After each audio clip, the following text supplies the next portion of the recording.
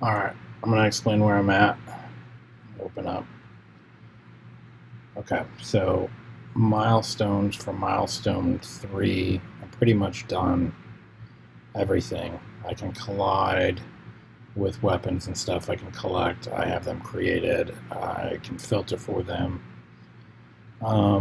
The stuff that I was working on setting up, and I have kind of working, but not as much as what I wanted to.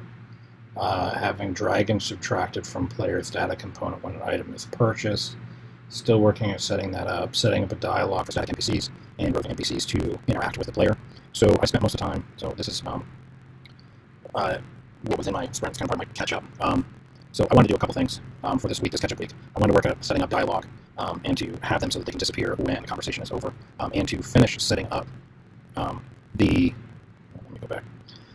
Finish setting up the HUD. So that was, I actually ended up finishing up the map part of the HUD, and then was working on the conversation classes. So let me show what we're looking at. So you should see the HUD with 3 components, one for the weapons, one for the... Let's see if I can do this. One for the weapons, one for the dragoons and hearts and health, and potions collected, and one for map, which is going to give a general location. So I'm going to go ahead and play through that, and then I'll explain what I did in the code, where I'm currently at.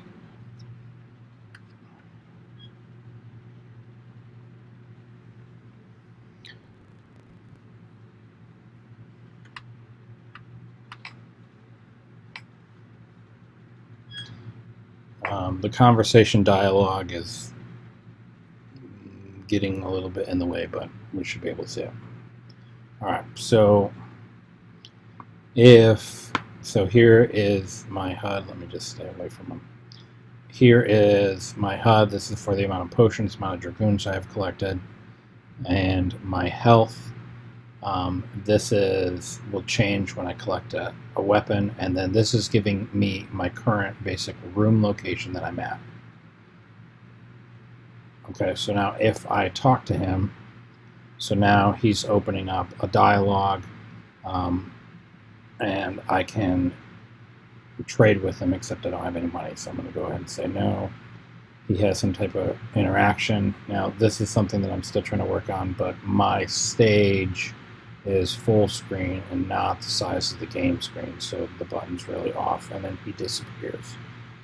Now, if I go and talk to the other person, she is correctly showing up the dialogue that I want to happen. However, these items, I manually put them in, should be generated if I pick yes, but it's not letting me pick yes right now, so I have to still debug a little bit. I can close out of it sometimes. Let's go ahead and collect, and so see it showing that I collected a potion. No. Sweet.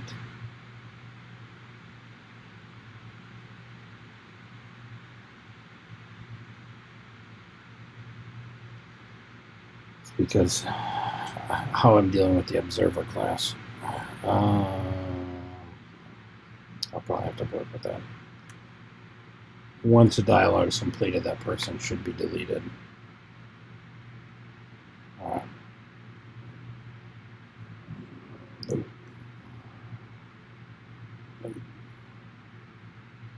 Okay.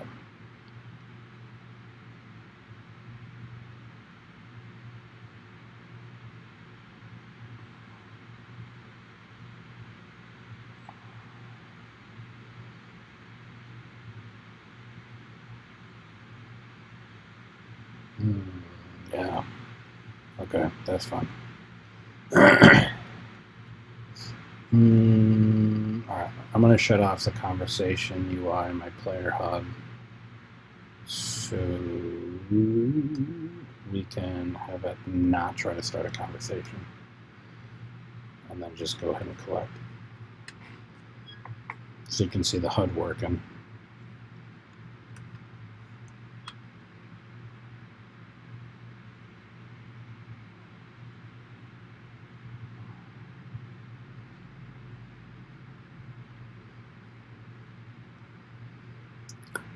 Okay. Alright. So now it's registered that I collected that weapon. That changed. I can go ahead and do attacks. If I head over, I can kill enemies.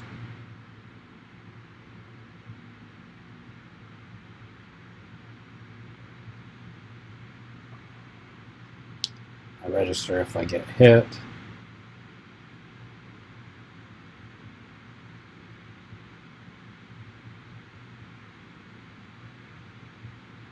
I can collect health.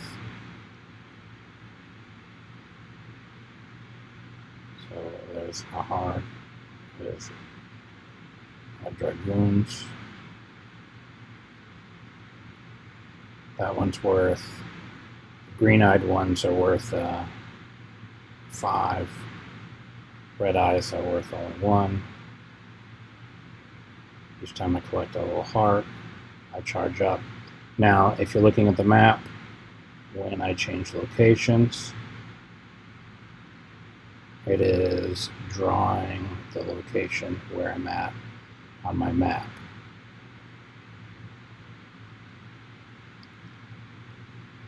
And this works for the caves and everything. If I go into,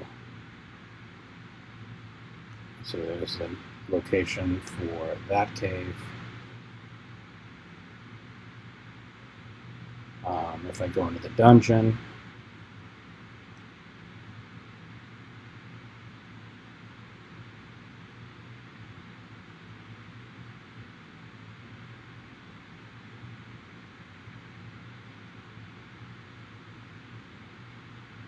double taps is working fine. If I go to the dungeon, now that's a correct location.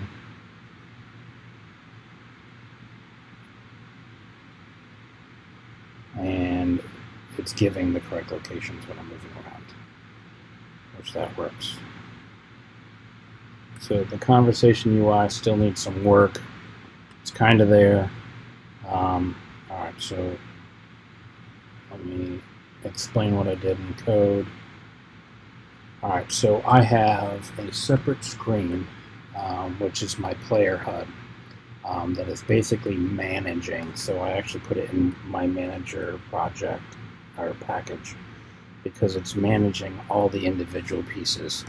I have a window for my statuses, I have a window for the weapons that I have collected, I have a window for my map, and then I also have a window for my conversation UI.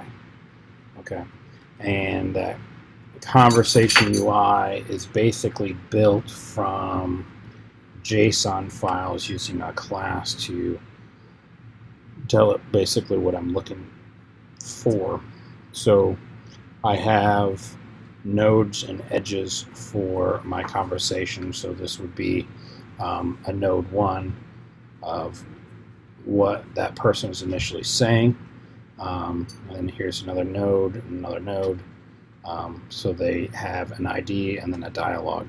And then my source ID and my destination ID, that's what gets set here as my associated choices.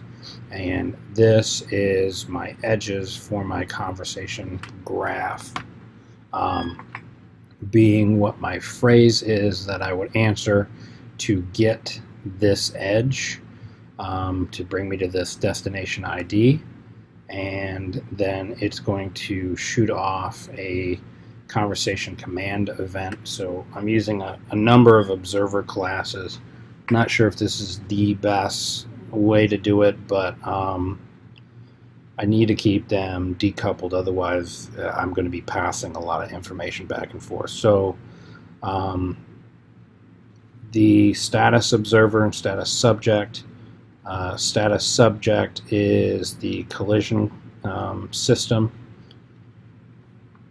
So I can notify the HUD when stuff happens. So if I'm hit by an enemy, I notify, first I update my health in my player component, because that's part of the Ashley, and then I'm notifying my HUD that I have a updated health event, and then I'm subtracting some health. And then my observer, which is the HUD, is really implementing just this interface. And so then the player HUD, when I'm notified of that, then I'm updating that health based off that value. Okay, and then I'm doing the same thing with potions and dragoons whenever I collide with them.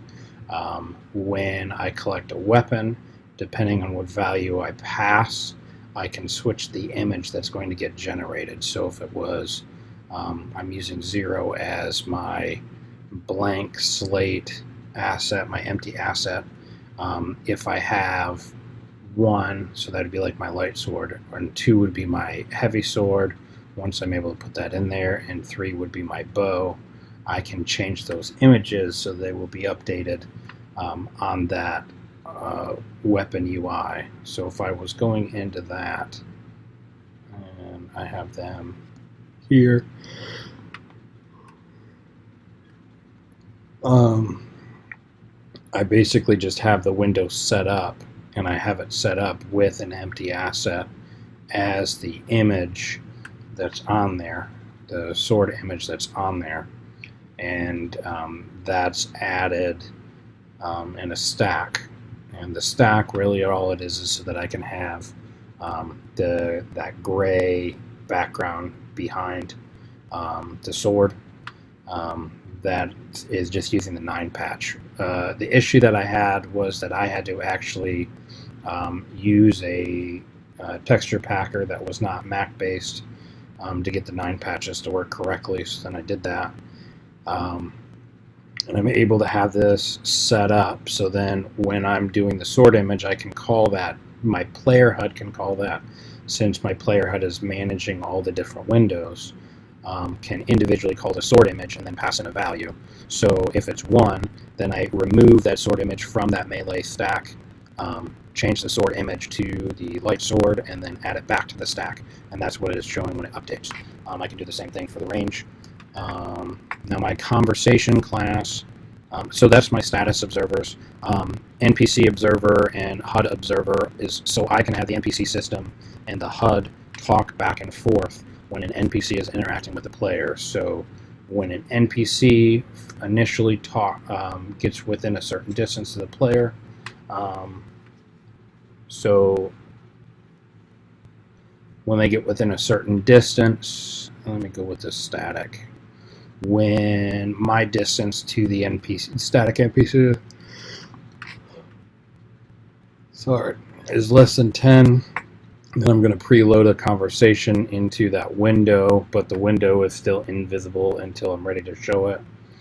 When I'm within 4 on the distance, then I'm actually showing that conversation. So I'm notifying my player HUD. My player HUD,